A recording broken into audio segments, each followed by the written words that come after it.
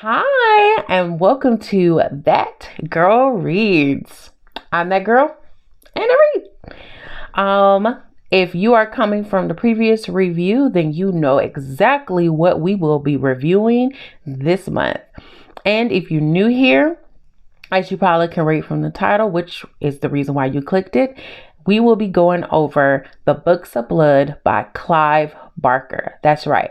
Not just book one, not book two, but all 6 volumes. Yes, there are 6 volumes total, and I will be going over each volume separately. So I will have a separate video for each volume, and I will go over each story.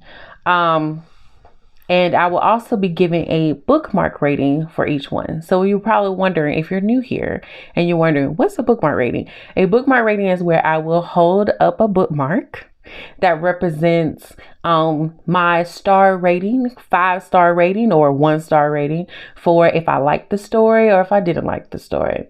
I will try my best not to give spoilers or give the end to these stories, because I really want you to read Clive Barker, but I will be going over every story. And so I always have to do an advertisement for the book, like those infomercials. So yes, this is a first edition book of all 6 volumes of The Books of Blood by Clive Barker. This is all six books are in this one book. As you can tell, it is a thickie. It's so fatty. And you know how we like our thick books around here. Yes, so this is a real thick one. It's 819 pages, and each volume has an equivalent between 4 to 6 stories total. So 4 to 6 stories total for each volume. One might have 4, one might have 6. That's what I'm trying to say. And it takes you around, there's probably an estimate of 25 to 35 pages to read per story. Just to give you estimated. And you probably didn't want to know that, but I'm telling you that anyway, for the people who just like those, little details like that. So yes, we will be going over Clive Barker's The Books of Blood. Yes. And we'll be doing volume 1 today. But before we get started, of course, before I can even think about doing a bookmark rating, so let's get into and let's do our bookmark roll call. Roll it.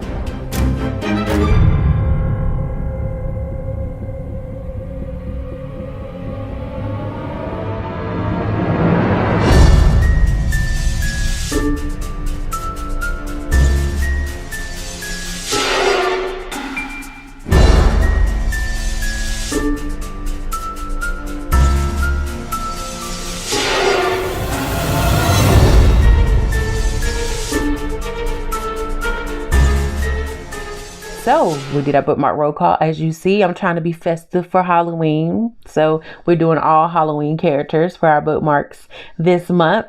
So enjoy.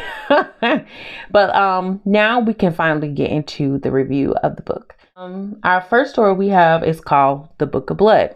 Now, as some people already know about the Books of Blood, and for the people who don't, the Book of Blood is about this woman named Mary who is investigating this house, who's supposed to have a lot of activity with spirits. So she has this medium come through, and he his name is Simon, and he claims that he is able to commune. I always like to say the word commune with the spirits, or be able to talk to the spirits, or they talk through him. Well, since you know this is horror, there has to be a little something to it. So just a tidbit, you come to find out that Simon is not what he says he is. He's not very true to his words, but something does happen that end up putting him being a fraud to the test. And what pretty much end up happening with him, which I will give you the brief ending for this one. So spoiler alert for that. Simon end up getting pretty much overtaken by the actual, I call it the land of the dead, where they start to write on his body their stories, like literally every part of his body, from his scalp, his eyelids, his mouth, ears, every orifice you can possibly think of, they write their stories onto him. And yes, they etching it into his skin. There has been 2 movies done by this. There's one that came out, I think it's 2009 or 2008, which I actually like that movie. I really love that movie a lot. I love because of the way they show the road, the road of death, and you see all the dead people coming and they're writing on him and stuff. And I know, I think it was 2020 or 2019. I think it's 2020, maybe last year. I know Hulu did their own version of Books of Blood as well. And that was fun. It was fun to watch. It was fun to look at. But I think to me, the closest one to the actual story itself would definitely be the movie that came out in 2008. That Book of Blood would definitely be it. So for my bookmark rating for this book and things like that for this book, I'm going to give it a, yes, you guessed, from Beetlejuice. I guess you can just tell I'm just matching the energy today. Yes, I'm giving this a 4-star rating. Yes, I'm giving a 4-star rating, and I call this the strange and unusual bookmark rating, which is a good thing. So this is a solid 4-star rating, whatever you want to call it. So yes, I'm giving it a strange and unusual.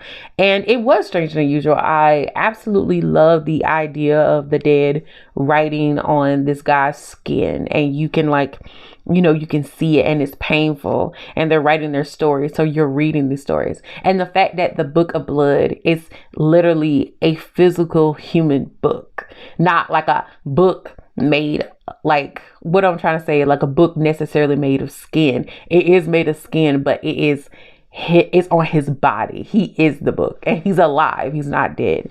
So it's amazing that they're using the living flesh to tell their tales. So I absolutely love that. I've never heard of something like that in my life, and I thought that was absolutely grand.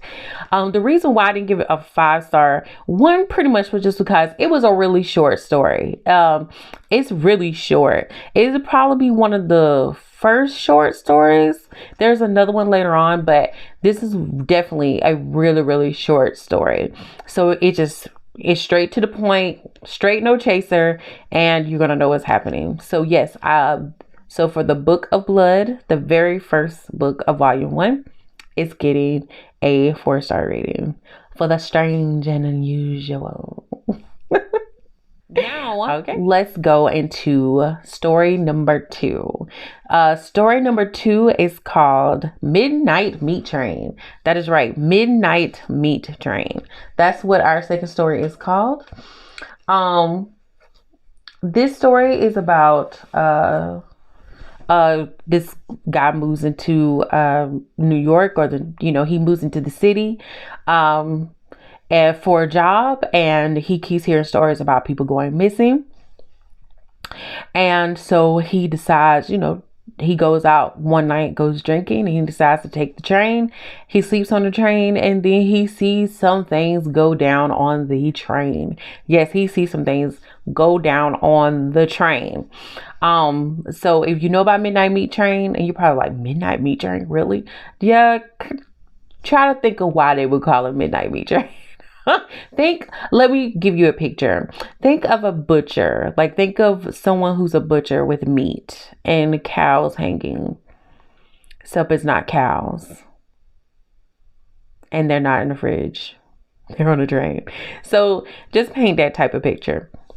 So yeah, that's exactly what we have. So we have someone who is butchering and killing people on the train late at night. But the thing about it is, we don't know why he's doing that. But if you read the story, you will definitely find out what happens. I am not going to tell you the ending to this story. But I will give my review on this story. I actually want you to read it for yourself. And there is a movie on this too. I think it came out 2008 or 2009. I don't know what it is about 2008 and 2009, but I think, and it's with Bradley Cooper. It's with Bradley Cooper. I think some people didn't like it, but I actually end up liking it. And I have to be honest, I did watch the movie before reading the book. So for reading Midnight Meat Train, I didn't know what to expect from it. It was playing on Sci-Fi one day, and I decided to watch Midnight Meat Train, and I was like, wow, this is really good. But I have to admit that the story is 10 times better. So that what leads me into my bookmark review for this one. My bookmark review for this one is going to be, yes. What's Ash himself? Yes. He is killer of all demons. The killer of all demons. This means that I'm giving this a 5-star rating. Yes, a 5-star rating. I'm giving this a 5-star. I loved this story. I absolutely love Midnight Meat Train. Midnight Meat Train was so freaking good. And the reason why, if you've watched the movie already and you haven't read the book, and you probably heard in other reviews as well, and they are telling the absolute truth. In the movie, like they only show you bits and pieces of something, like of the ending, like when they get to the end of the line of the train, right? But when it comes to the book, it goes into detail. It paints this picture of what is actually there. Like, you see the predestined or early, what they call humans.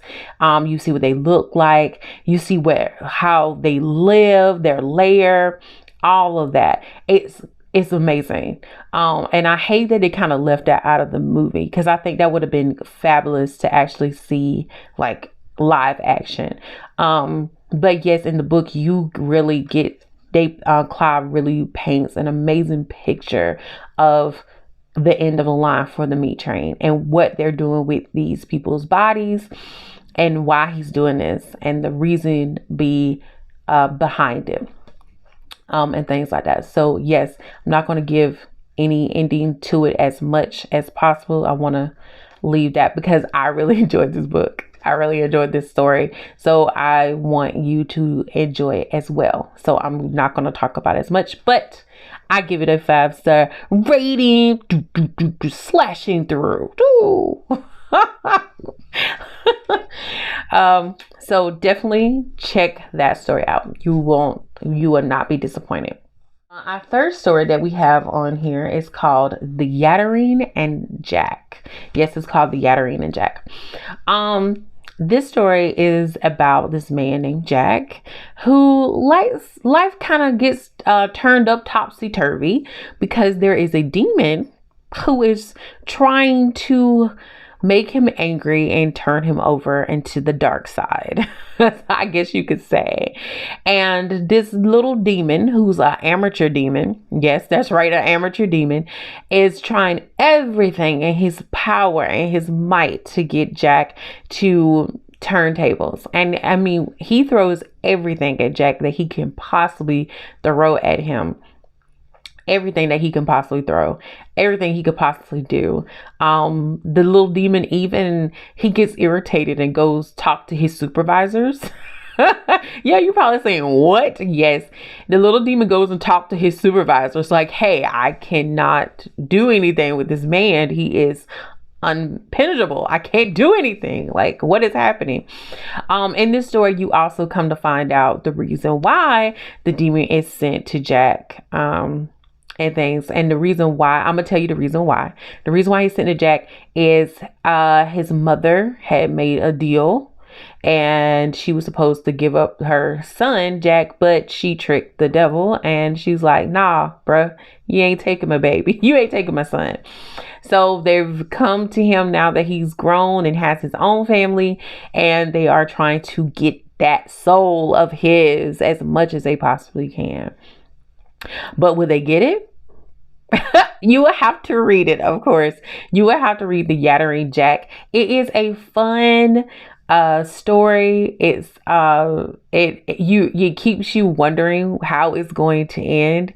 And also too, it makes you feel like, who are you feeling for? Are you feeling for the demon? Are you feeling for Jack? Who are you rooting for, pretty much? Are you rooting for the demon? Are you rooting for Jack? And so I kind of like that aspect of it. Yeah, it's a really fun story. I really enjoyed it. I don't know if anybody else has talked about it, but I know I enjoyed it. I think there is no movie on this, but I think there is an episode of this. I don't know if it's Tales from the Dark Side. I guess I better double check that. But yes, I know that there is an episode on this. So definitely check that out. I haven't watched it myself, so I couldn't tell you, but definitely check that out and see.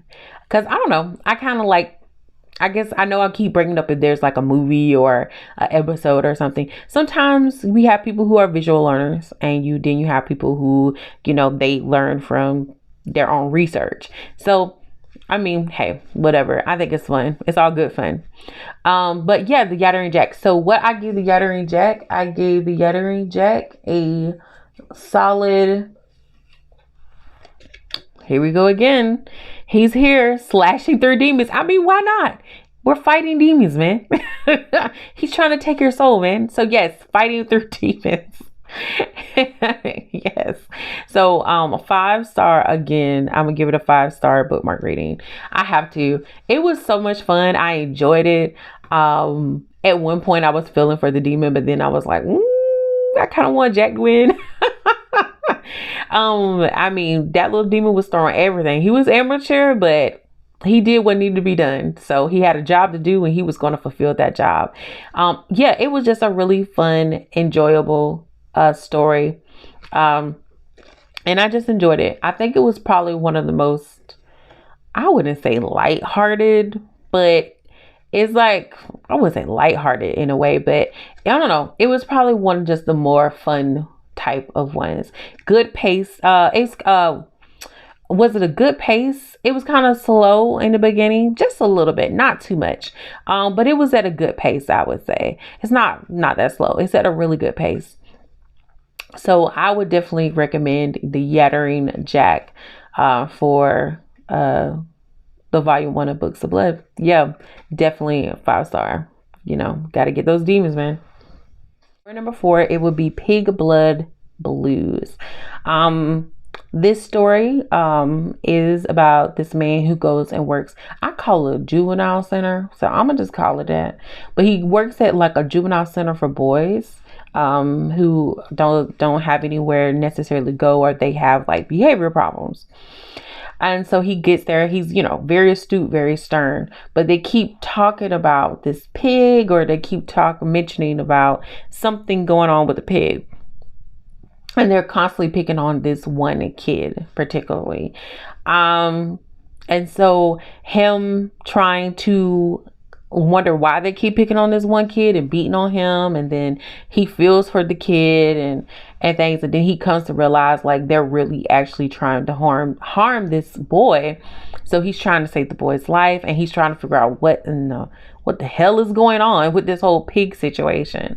It's a good, fascinating story. I'm not going to tell you the ending. It's a good, fascinating story of it's out there. It's gruesome. It is gruesome. It's getting more into, I think, more of the more gruesome of the bunch. Besides Midnight Meat Train is gruesome as well, but it stays on there about pigs and whatever the pig doing and everything else like that. But yeah, the story wasn't bad. I didn't quite care about the ending, so it had me going for a while. For the first half, and the second half I kind of lost luster. It lost its momentum in a way.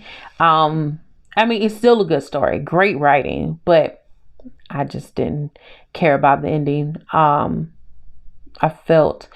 would say it felt, I wouldn't say rushed, but just abrupt. It just like, this happens, bam, wham, bow, bow. And then it's like over with, type of situation, which is fine. But for me, I personally didn't care too much for it. So for this bookmark rating for Pig Blood Blues, I gave this a rating of 3 stars, which is of course my man himself, Mr. Beetlejuice himself. Yes. The reason why I use Beetlejuice for this one is because when you call on him and you're asking him for something in particular, he gives you a kind of a Walmart version, a great value version of what you asked for. You want a name brand, and he giving you great value. Okay, not saying there's nothing wrong with great value, but hey, you asked for something in particular, you didn't receive it. So personally for me, it had me going in the first half, but then the second half kind of like fell off a little bit. So that's why I gave it a 3-star rating, which is like, it was okay. Yeah, it was all right. It could have been better, type of situation. But yes, Mr. Beetlejuice himself is the bookmark rating for this story. But still check it out, because I feel like a lot of other people actually like this story. And things. I liked it until the ending. So maybe that's the thing with me, but still check it out. I didn't tell you a single thing. I just briefness about it. So yes, check out Pig Blood Blues. Shine. Yes, Sex, Death, and Starshine. Woo, that's the title. This is the number 5 story in volume 1 of the books. And this story is pretty much about a theater production. There's a theater production going on. This director, he's trying to put on this show, and while he's trying to get this show running, he has his not producer, but he has a man who's pretty much funding the money toward the show, who's breathing down his neck because of the fact that they actually want to close down the theater that they work in. It has been around for years, and they want to close it down and use it for whatever they want to use it for. So he comes to realize that the director comes to realize that this will be their last final show. And so you're probably thinking like, oh, okay, what's the problem with that? I mean, besides the theater closing down, because that is a part of history, but what's the problem with it being the last show? Well, the reason why it's a problem is because the leading lady sucks. She is a pretty face, but she has no talent. Let's just be honest. She has no talent. She's just a pretty face, and she's making it kind of difficult for the other actors to really feed off her energy and what it is when it comes to really feeling for the part of her character. So the director knows this, and he's having a little fling with this actress. He's having a fling with her. So she's kind of getting her way because she's like, the favorite, the teacher's pet. But at the same time, he's a director and he wants the show to go well, until this man comes along and offers him an opportunity to let his wife decide to be in the play, because he says his wife did it many, many years ago and she would do great. And you're probably like, well, she did it years ago. Like, how is it going to fit into the character? Well, that's what the book is about. The book is pretty much about the man's wife is she's a ghost. She is a spirit. She is a ghost. Yes, she died at a very young age in her 20s, but she's still lingering around. And so he, on the other hand, he can communicate, see her, everything else like that. So he wants her to kind of be her little final moment there in the final act of this theater being open. And so that's where this story is taking us here. I am going to leave this one. I'm not going to give any spoiler for this. I'm not going to tell you the ending to this one either. I actually want you to read this one if you can get through it, because I will admit the first half of this story is long. It's slow. The first half of this story is really slow. It kind of gets a little boring because of the fling between the pretty actress and the director, and people having their problems and complaining, and then he's trying to figure out what he wants to do. Then he's getting bombarded with this man who mysteriously shows up, and then talking about he wants to put his wife into the show and all this stuff. So the first half of this story is kind of blah, kind of very slow, I would say. But if you can kind of keep attention to it, it gets really good. From the middle on to the ending, it gets really good. And that's when the horror and the terror kind of come in to play for this story. So you could just say they had their last shebang, their last outing, as you would say. So I'm not going to give you the ending to it, but I am going to give you my bookmark rating. And my bookmark rating for this story, yes, she is back. What do I say? She is back. She is back. Back again. The Strange and Unusual. Yes, Miss Strange and Unusual herself. This was a very strange and unusual story for me. I thought it was really fascinating to how Clive Barker, put this together with the whole theater and incorporating spirits and the theater together. I actually enjoyed it. I really enjoyed it. Like I said, if you can get through the first half, the second half does not disappoint, in my opinion. There might be some people who might find it was okay. I actually enjoyed it. I read it and I was just like, I felt like, I don't know, I felt good. I was like, yeah, they kind of just went off with a bang. A blaze. Somebody catch my drift on that one. Went out, on fire. So, so I really enjoyed Sex, Death, and Starshine for our fifth story. So definitely enjoy that one. The Hills, the Cites. And it's about these two gay couples. The Hills and the Cites is about two gay couples who decides to take a vacation somewhere, I think in Italy, somewhere in Europe area, in Italy. And they're driving and they're supposed to go see this like festival. And so all of a sudden they see all these bodies laid out everywhere. Like they see bodies everywhere.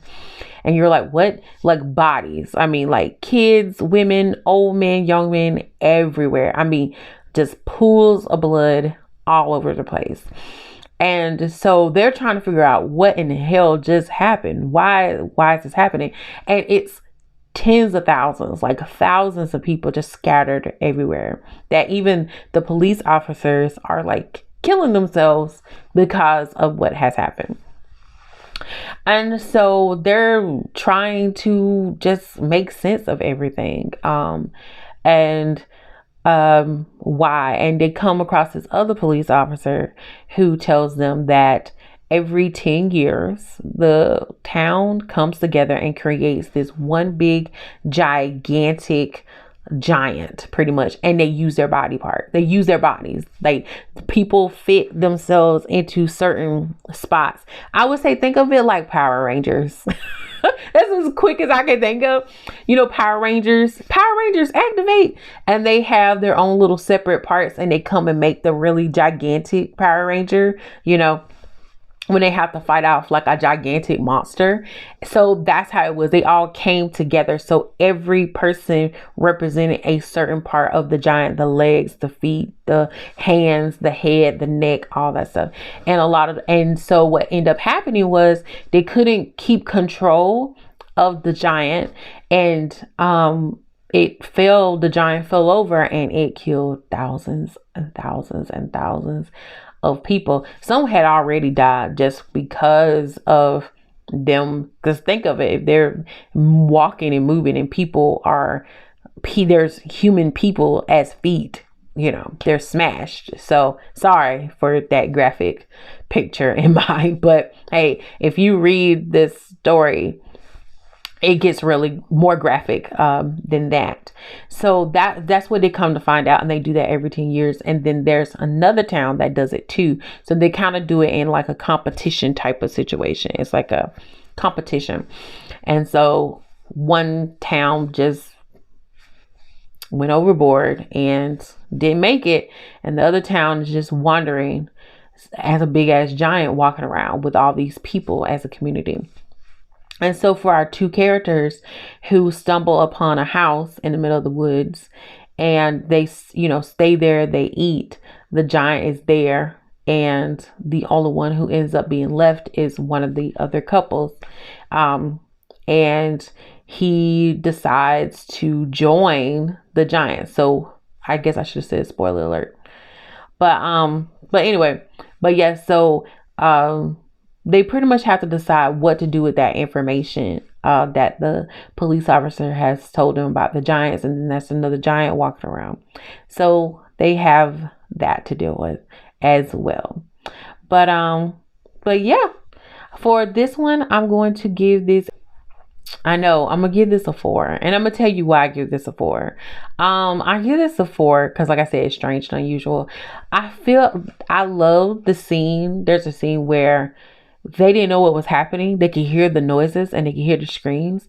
And where the two couple were parked at, on like this hill or this cliff or something, where they were parked at and stuff, there was like a tide of blood hitting the car. Literally a tide. Like I'm like picturing, like you think of like a big tidal wave of, you know, ocean water coming, but think of that being blood. People's blood. That would, to me, already like fascinated me. And then you come to find out that these people had turned into a gigantic giant. I honestly want to see that. I would like to see that. I would actually like to see that. I would love, like, in today's time, for them to turn that into a film. And I would absolutely love to see different people's body parts form together and to make this gigantic thing as a community, as a competition thing. I think that would be bonkers. That would be so cool to actually see something like that. It would be horrific, but it'd be so cool to see that in live action, which is the reason why I kind of gave it a 4, because I'm like, the visualization of this is great. And I liked the ending of it as well, especially for one of the couples and his decision that he decides to make, because he's, you know, pretty much almost he's the last one standing. So he has to make a decision on what he is going to do. And so I personally liked it. I really liked that story, because I actually want that to be a movie or like a little short film. I would love for that to be like a short little film or something. And I think that would be great. So yeah, that's why I gave it the strange and unusual. I think it deserves the strange and very unusual, but in an absolute good way. I wouldn't give it nothing higher than that, only because I still don't quite understand why they do it. I know it's a competition, but why they do it every 10 years, I personally don't know. I don't remember reading or finding out why. It's like every 10 years. I don't understand why it's not like every 20 years, because now like everybody is dead, and why everybody has to join. Like, it should be an option, but I don't know. I didn't quite get that part, but either way, yes, um, that is our sixth book, our sixth story. Sorry, in the hills, in the cities. Um, so yeah, that's all six stories. And so I'm going to tell you my favorite story out of this whole, out of this volume one. My favorite story is Midnight Meat Train. Midnight Meat Train is my favorite, and Yattering and Jack would be my second favorite from this volume one. But definitely Midnight Meat Train would be number uno. Number one. Yes, it is number one. It's my favorite because, like I said, when you read this book, when you read this story, you read it and you get to that ending, and they literally paint a picture of what the end of the line looks like what the end of the line looks like for this story. It is absolutely out of this world. It's great. Like, you will not be left like unsatisfied. You're going to be satisfied. 100% satisfied. Like I said, I like the movie. I enjoy Midnight Meat Train, the movie with Bradley Cooper, but the story is 10 times better because it does show you more into the depths of the other realm inside of the first humans. So I think that was great. So yes, so this is it for volume one. This is it for volume one. Yeah, so join me here again, and I will be posting for Books of Blood volume 2, and we will be reviewing and going over all the stories for that. So ta-ta for now. Ta-ta.